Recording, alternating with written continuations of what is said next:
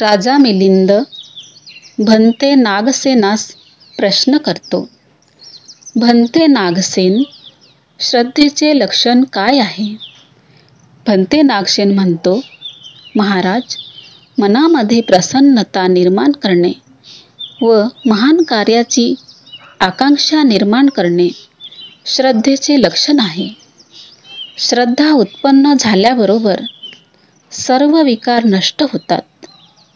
विकाररहित मन स्वच्छ, निर्मळ व प्रसन्न असते. हीच प्रसन्नता श्रद्धेचे लक्षण आहे. राजा म्हणतो, उपमा देऊन सांगा भंते. नागसेन म्हणतो, हे राजा, ज्याप्रमाणे चक्रवर्ती राजा आपल्या चतुरंगिनी सैन्यासोबत रस्त्याने जात असताना तो चिखल असलेली एक नदी ओलांडून पलीकडे गेलेला आहे.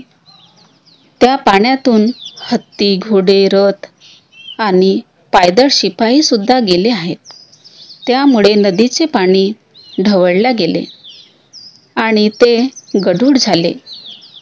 नदी पार केल्यानंतर त्या राजा चक्रवर्तीने आपल्या नोकराला आज्ञा दिली, मित्रा, पिण्याकरिता पाणी घेऊन ये.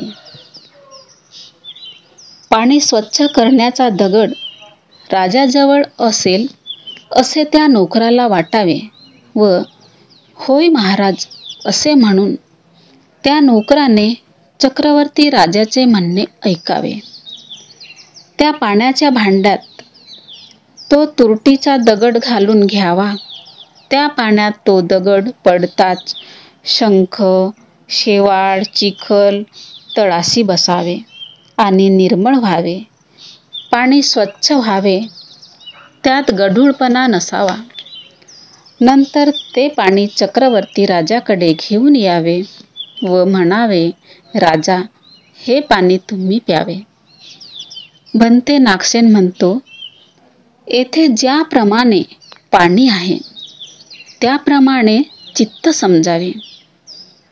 येथे जसा मनुष्य त्याप्रमाणे योगी समजावे.